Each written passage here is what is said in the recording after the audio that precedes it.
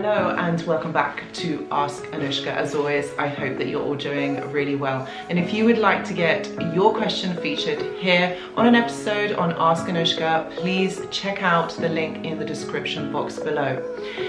If you are someone who is experiencing narcissistic abuse, toxic abuse, or abuse from people who are very difficult and challenging, maybe it could be family members or a romantic partner, please know with my extensive knowledge and work that I've been doing over the years, I can help you move past this. I can help you self-generate from this. What this will entail is I will help you understand this. Think about this from a different perspective. So if you want to talk with me, if you want to work with me and you want me to support you, please see the link in the description box on how you can do that.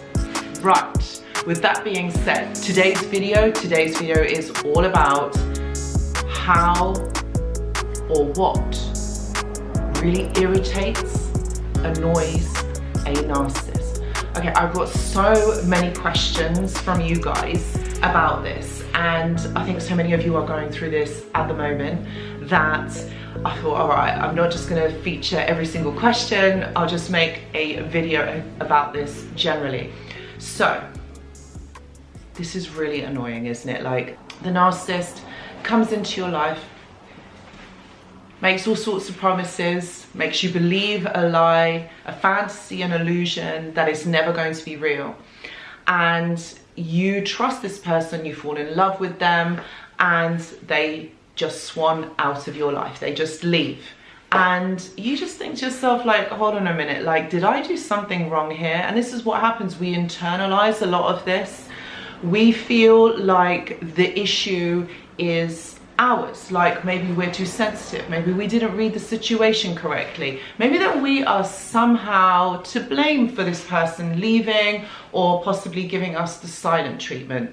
And we tend to blame ourselves, we feel guilty for it, and we don't really have an understanding of the situation. We don't have closure, we don't really grasp what is going on here. So the first thing that we do is we blame ourselves.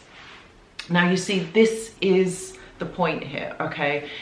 This isn't anything to do with us, all right? This isn't actually anything to do with us. So I can understand why you want to know what is really irritating for them, what they find very annoying.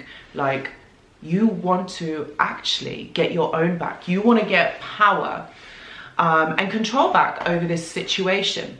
Do you know what, guys? I could probably answer this video in one word, but what I'm going to do is I'm going to kind of unpack this and explain it all to you. All right, the number one thing that would really annoy a narcissist is silence, is your non-communication, is your non-interaction with them.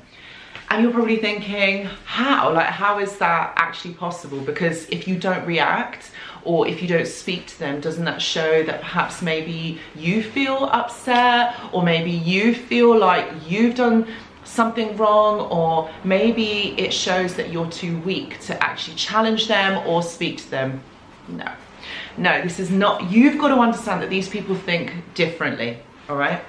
The one thing that a narcissist wants from you is your attention. Whether that's positive or whether that's negative, they want your attention. So when someone is predispositioned to want your attention, to want some sort of interaction from you, to remove it from them would be derogatory, would be quite hurtful, and they won't know how to handle it because they have always got that from that person, or from their victim, or from the person that they have set their sights onto. So if you think about it, removing your attention is the worst thing you can do. That really, really triggers, it really annoys them, and it really irritates them. You've got to also understand that they put a lot of energy and effort and time into really understanding you, what makes you tick, how you think, the way that you behave, the way that you make decisions. So they will study you meticulously, for example, at the beginning of a relationship or as a child growing up in a narcissistic family. you know, the dynamics are going to be a little bit different there, but they're going to know you inside out. So they will use triggers and things against you so that they get their desired outcome. And the desired outcome is your attention, or is your emotional validation. They need to know that they can still have some sort of a reaction from you, or that you feel something towards them. So when you remove that, this really drives them crazy or insane. They don't know how to handle this, because you've got to remember, they've put in a lot of energy and time and attention in trying to get your attention.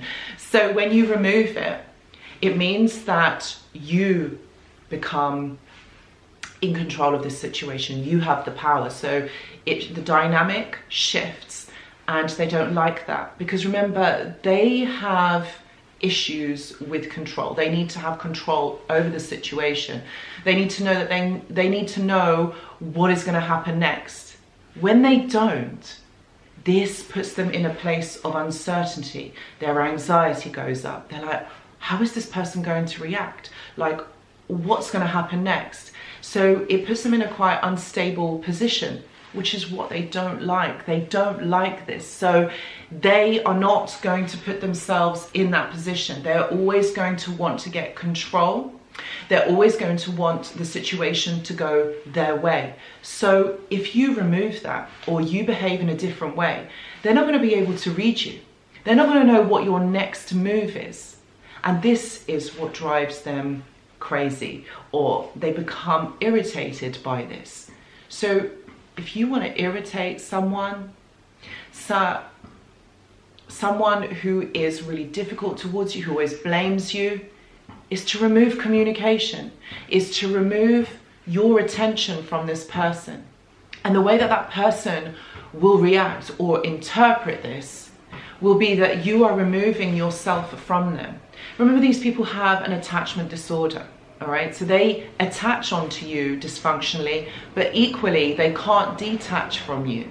Okay, this is why they will stalk you. This is why they will watch you. This is why they want to know, maybe through a second party, what you are doing or what's going on. You know, individuals like this find it very difficult to be able to find their place in the world, find their way within these interpersonal relationships. So the way that they behave is really dysfunctional, but equally the way that they interact with you after is also dysfunctional. You see, it's also really hard to comprehend, because you're thinking, if this person has left, or if this person is being really negative towards you, challenging, and awful, why would they want to have your attention? They need this. They need this attention from you, because they need to feel validated. When they're not feeling validated, that means they're not being seen, they're not being heard. And this is what they experienced as children. So they don't want to experience, they don't want to have that again. They don't want to have that situation again. So they will do everything that they can to feel heard, to feel important in your life, because they didn't feel important and validated as children. So they're never going to want to experience that again. That's why they do this. That's why they need this validation. They need this attention from others, whether it's positive or negative. This is why they crave control and seek to manipulate you, because they need to know how the outcome goes. They need to know what the end result is going to be, because it leaves them in a sense of certainty, and they undervalued, they cannot feel not seen. And that's why they do this. That's why they need the validation. So if you think about it, if you're removing that from someone like that, it's just the worst thing that you can do. So if you want to annoy a narcissist, or you want to annoy a toxic person, remove the attention and remove the validation. They cannot handle this. So ultimately, that's what you need to do. Okay, and this will help you to regain a sense of equilibrium, but also a sense of control over the situation. And I know it's not easy. I know it's not easy to do that, to be quiet, to not answer when someone is provoking you, when someone's being difficult, when someone's being rude. You can't. You've just got to stay silent, because this will help you to move forward, but also regain a sense of self in all of this. Okay, so guys, I really hope that this video has helped you. And if you are someone that wants to work with me, or maybe want to talk about this a little bit more, please see the details below on how you can work with me. So guys, I hope you've enjoyed this video, and I will see you in the next one. Goodbye.